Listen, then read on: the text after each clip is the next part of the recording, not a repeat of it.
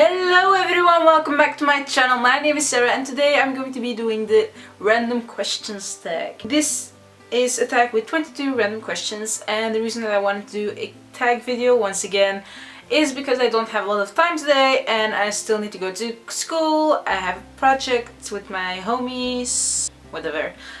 So yeah, I still have to go to school, so I want to quickly film this for you. And today I'm wearing my glasses, as you can see, because I didn't feel like putting my contacts in. So the first question is, how old would you be if you didn't know how old you are?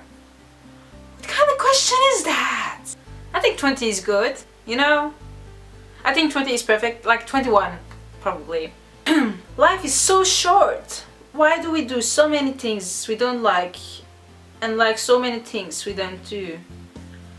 Oh, I think that I do a lot of things that I do like, but I also do a lot of things that I don't like. What I don't like is some classes, so I don't go to these classes because I don't like them, so I don't do them, you know? You understand me? Life is so short and you wanted to do whatever you wanted to do, but like seriously, do whatever the heck you want to do. I've been living my life telling myself, no, you cannot do that because you have to live up to a certain expectation. But I'm like, why? And when I turned 16, I told my mom that I wanted to do something in the graphic world. I wanted to do something creative because I loved painting at the time and I loved doing a lot of different things. And that's when my mom said, like, you know what, okay, fine, do it. I have 15 minutes left. What's the one thing you most like to change about the world?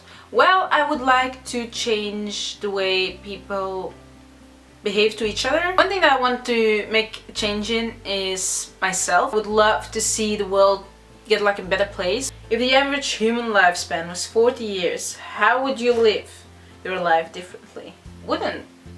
I would probably already have been married. Like, when you are 40 years old. But I think that like half your years you spend studying and then you have 20 years left, and then those 10 years, 15 years, something like that, you can buy a house, have children, work, ruin your life. Are you more worried about doing things right or doing the right things? I would probably worry more about doing the things right, because when you have to do the right thing, that can mean like you are just righteous, you are doing whatever you should do or whatever you can do. But when you are doing things right, you have to make sure that they are right. Because if you are doing one thing wrong about that thing that's right, then you can mess everything up and then you are not doing the right thing anymore. So, you know, you understand that? Yes? Okay. If you could offer a newborn child only one piece of advice, what would it be? Love yourself and don't let anyone tell you different. This is something that is very cliche, but it's so true that I want to cry. What's something you know you do differently than most people? I think my day goes differently than other people. Like my morning routine is usually very different from other people because I still pray in the morning, but I don't have time for breakfast because of that. 10 in the morning I will eat breakfast at school, but I won't eat at home because that's way too early. Like 7 o'clock or 8 o'clock, that's way too early for me.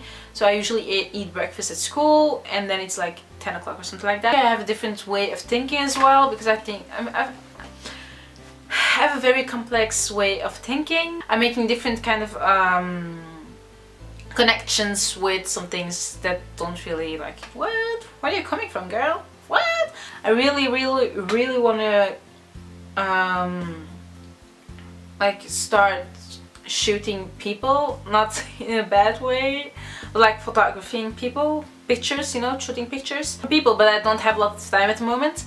So I'm still like, yeah, you know, sometime, but I will be free for 2 months. Are you holding on to something you need to let go of? I think I'm a little bit dwelling with past, you know, the good old past. If you had to move to a state or country besides the one you're currently living, where would you move and why? Probably Canada, Australia or New Zealand, like the other sides of the world. It's like literally the other sides of the world. Why are you you? Because I am me. I think I am me because I don't let people tell me what I should do or not do. I don't know, why am I me? What kind of question is that once again? Which is worse, when a good friend moves away or losing touch with a good friend who lives near right near you. I think when a good friend moves away, because when you have like a very good friend and they're moving away, then suddenly you won't have them anymore in your life, and that's like sudden. When you have friends near you and you just like slowly, you know, that doesn't matter. I mean, like seriously, and like I don't think there's anything wrong with losing touch with people near you. What are you most grateful for? I'm most grateful to be alive, alhamdulillah. Grateful that my mom and dad have enough money to buy us food, alhamdulillah. I'm really grateful that I live in a house. I'm really grateful that I have lovely friends. Like seriously, they are just the best that I've ever met in my life. Yeah, my friends always say like you're a very strong woman and you have to keep up with that. You have to be yourself and keep doing that, what you are doing. And it makes me feel very happy when people say that, so thank you. Oh my god. Would you rather lose all of your old memories or never be able to make new ones? That's sad. I would rather lose all my old memories, because if you can't make new ones, that means that you're just going to be dwelling back to the past and that you are not going to be happy because you won't be making new ones. Has your greatest fear ever come true? Yes. When I was in 3rd grade, I started to put a lot of pressure on myself to start getting better grades at school. Really afraid that I would have to do my year over. And I got over to the 4th grade, and that year a lot of things happened. I had a lot of things that I had to get over with. That year was like a very hard year for me. Like I was depressed and I did the best that I could at school, but I still couldn't get better. You know what I mean? Teachers helped me, everyone tried to help me, but still I had a lot of anxiety and anxiety attacks about exams and tasks and papers, just my life. I couldn't sleep anymore. So eventually at the end of 4th grade I heard like, hey Sarah, you got a B. And a B means in Belgium that like you can go over to the next grade, but you can either do your year over in the same course, or you can change if you want to in the grade that you were in, or you have to change to practical courses, and that's called BSO. I have no idea what that's called in English, I'm sorry. You remember that time 5 years ago when you were extremely upset? Does it really matter now? 5 years ago, 2011, I was 15 and I was in... Oh my god, yeah, I mean 2011 was the same grade that I had to do it again all over. But here, yes. Yes.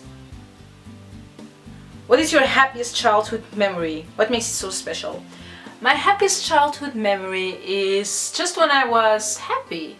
All the good memories that I have from when I was a child are evenly best. No, I remember!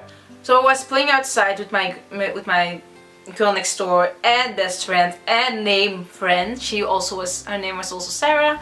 And like we were playing outside, and at one point she threw sand in my eyes. I was screaming, I was yelling, I was crying so hard. So I went up to her apartment and I was like, ah, Nasira! And she was like, yeah, what's wrong, Sarah? What's wrong? I was like, Sarah threw sand in my eyes. I was like, okay, fine.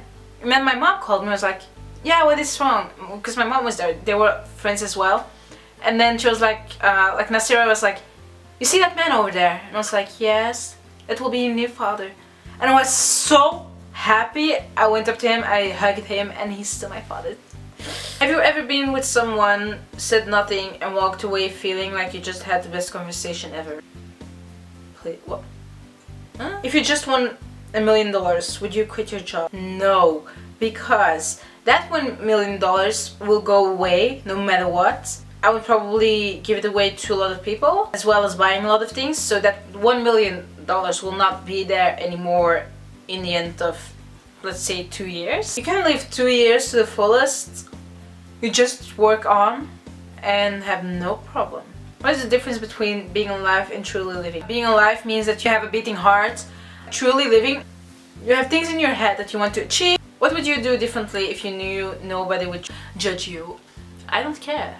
The last question finally, because this list is endless, it's weird, and I'm like, what? Decisions are being made right now. The question is, are you making them for yourself or are you letting others make them for you? I think this is like, depends on what kind of decision. If it were life decisions, then I would probably say that I want to make them myself. But if it's about things that concern like a whole group of people, I would probably like talk about it and make sure that everyone understands the pros and the cons, and that way that you can kind of cope with each other and be like, you know what, you want this and we do this, so you can have that and you that. Bam! So that is all the time that I have left for you today. I will have to be catching my bus in 10 minutes, so that's it. Going to school, working on a good project, and I will see you Monday again, I think, with a makeup tutorial.